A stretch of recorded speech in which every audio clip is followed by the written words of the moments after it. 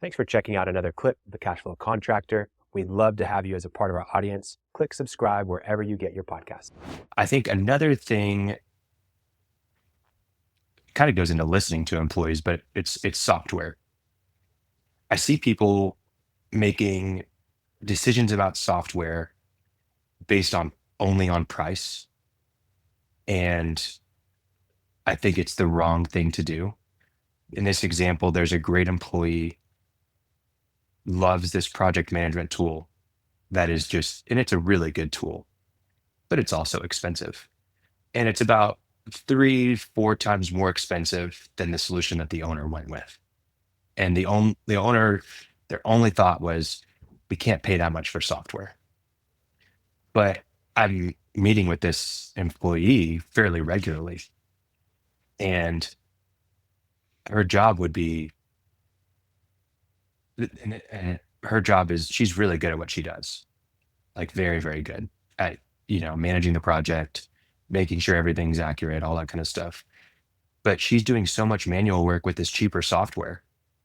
And the owner's just set on like, no, we're going to stick to that software.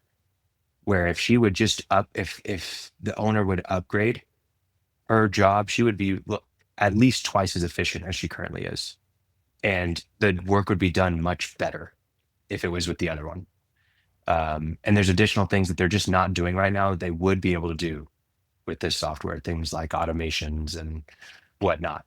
And so it just comes to mind like, man, when you have a really great employee and they're really capable with tools, you want to provide them whatever they need to be able to just run. And if you're slowing them down and causing daily frustrations because of a tool, you've got to rethink it.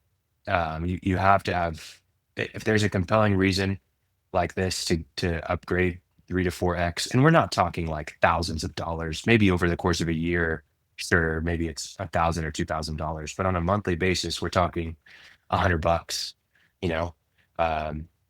so it's an interesting dilemma to run into. Are we on software now? Yeah. Let's talk about it. Right.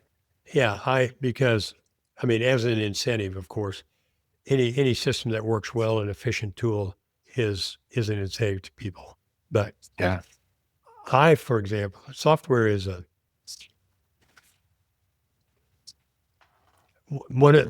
problem I have. People know that I am interested in the books and how to use the books to make better decisions and more money. That's my favorite thing in coaching. I have to do all of it, but that's my favorite thing. The big thing that's blowing me up is everybody has something, Jobber or Service Titan or Cloud Nimbus, or you can name 15 more.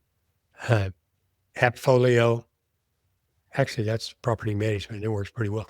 But all of a sudden, one thing is, and I think you said I was correct on this, everybody calls them a CRM. Right. A lot of people call those a CRM. And from my beginnings, that's not a CRM at all. No.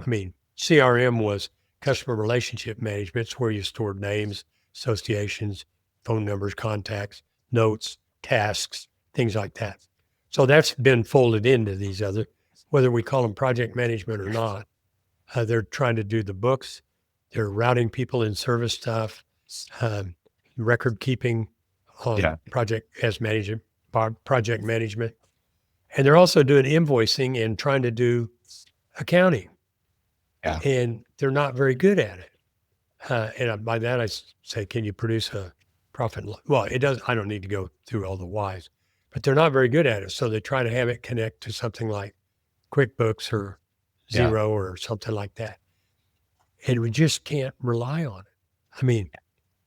I'm sure they do it if somebody competent who cares about accounting as much as they care about project management. But it's very frustrating to me because one of the things that happened is I used to try to understand all the softwares and be able to at least talk about them. Yeah. I gave that up. I sent them to Khalil because there's every client I got's got something less annoying. Somebody's got a software called Less Annoying. It is a CRM. Yeah. I It is a remember that CRM. name. Yeah. Yeah. Anyway, there's so much, but this fundamental need of connecting activities to tracking your activities in books gets blown up by software. So Yeah. I don't, I mean, it's just, we had that conversation with, I'm already forgetting his name, Foundation Repair in North Carolina, about how his integration just completely screwed him. Yeah. Chad, Yeah. not Chad. But hang on, I got to get.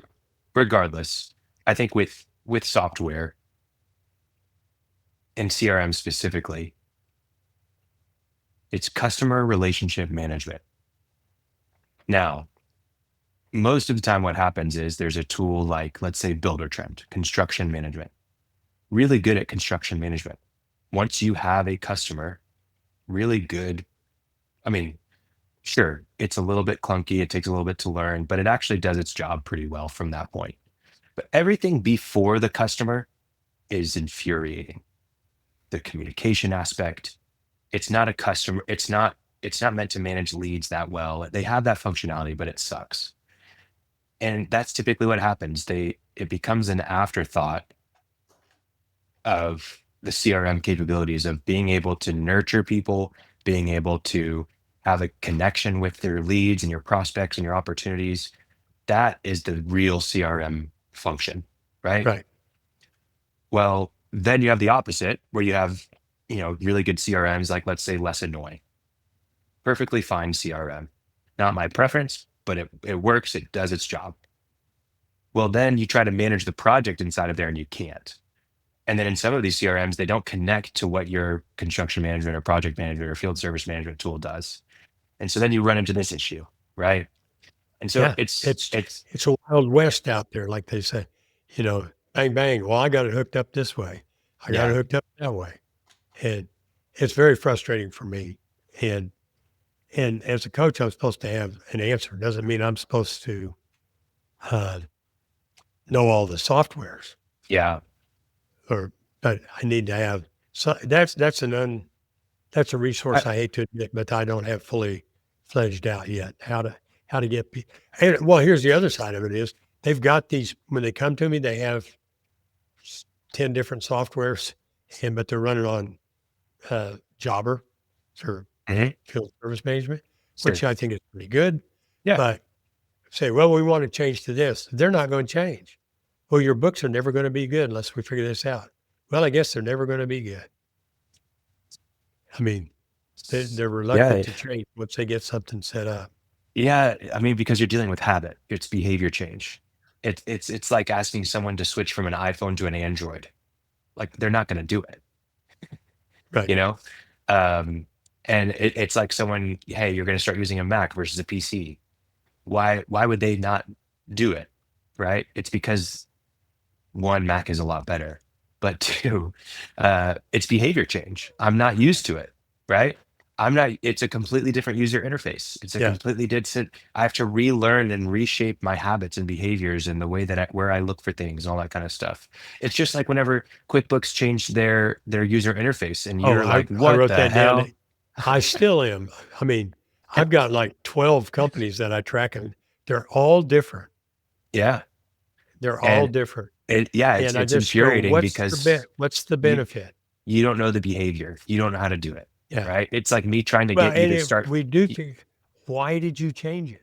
And I think they, got to be a modern look and they're trying to use some AI stuff. Yeah. That I'm not really that woohoo about, Anyway, don't get me going on that because I used QuickBooks since the mid-90s when it first came out. Well, but understand this, Martin. I'm not saying that Intuit and QuickBooks got it right. You used to be a PC guy. I know. And I got you to change to a Mac. I know. Yeah. And but what I do you can say tell the difference. But today, what do you say? I say I'm Mac. Yeah. And why? Because it works. It works. It's like driving a Porsche. I mean, it's simpler. It's integrated. Things all flow seamlessly together. Yeah. But that is an obvious thing that they filled a need. Well, okay. I don't know where you're going with the point other Well, than basically, that my you point got me to is, change six or eight my point years ago. is, if you're thinking about changing software, or Martin tells you, hey, you're using Jobber and you're running your books through it, and it absolutely is destroying your financial statements, and we have no idea what's going on inside your business. We have to integrate. We have to remove the integration with QuickBooks, and we have to start using QuickBooks in a real way. I don't know if that's exactly what you're saying. Fix the integration. Or fix the integration. I've got one client that's very complicated, and it took 3 months and cost $15,000, but we got Service Titan integrated now. But it took a really talented CPA who not only understand CPA stuff, but also took the time to understand how it works in Service Titan, how it works in QuickBooks, and made them talk. And that's my point right there. Don't do it yourself. Find someone that you trust. That I helped you get onto your Mac. I guided you through it. I coached you through it. I told you the one to get. You still do. I still have to call you every now and then. What the hell is this? I mean, when you call me, it's usually about Google Drive, or it's not Mac related. Sometimes it's Mac related, but very, very seldom.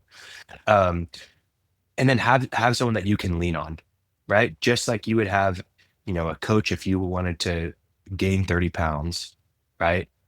You need a plan. You need a person to help you and guide you through it, right? That's what I would say. The other thing to recognize is that if you're trying to change, if you're trying to grow, you probably have to consider a different set of tools. If you were just a handyman and now you're going to start doing full bathroom remodels, you probably need a different set of tools. If you're going to start building custom homes, you probably need a different set of tools. If you're going to start building skyscrapers, you need a different set of tools. The same thing's happening in your business. Yes, maybe you started with just using Jobber and that's where how you manage your finances, but now you've got 5 extra employees and you're bigger and you're doing more work and bigger jobs. You probably need a different set of tools. And yes, the tools are going to be a different behavior, but just because there's a different behavior, it doesn't mean that it's not worthwhile. Last thing I'll say is beware of software as a silver bullet, because it's not. One, it requires work. It's going to take work to learn it. It's going to take work to maintain it. It's going to take work to actually get the benefits of it. And two, it's not going to do everything. It's not, oh, I got Jobber and now I run my whole business through it. I'm sure you could if you really wanted to, but just because you can doesn't mean you should. You do need other things to be able to be efficient at what you're doing. And there's going to be growing pains. It's not going to make sense right away. It's not like, okay, well, we paid for this and we got it in place.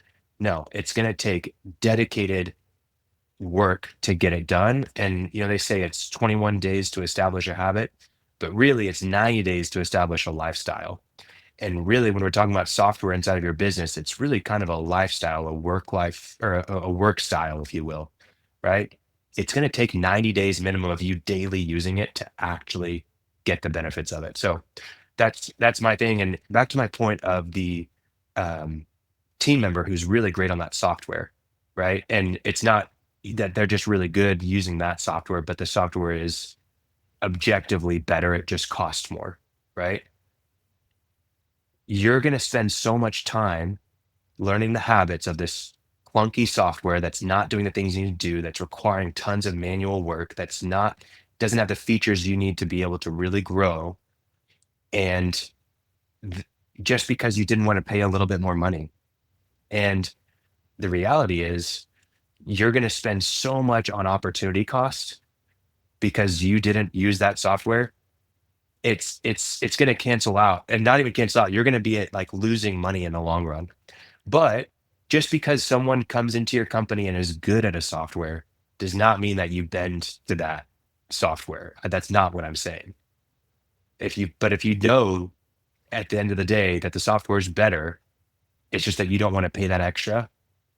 You need to consider the opportunity costs. Thanks for checking out a clip from the Cashflow Contractor. We have full episodes where we go deep on topics that help you grow a construction business that runs without you, so you can have less stress, more time, more money. Now, we've got other videos, other clips, but if you want to check out the full episode for this clip, you can click wherever our editor put it. It might be here, it might be there, it might be over my face, I don't know. But Thank you for checking us out. We'd love to have you as a part of our audience. So subscribe or check out a full episode wherever you get podcasts.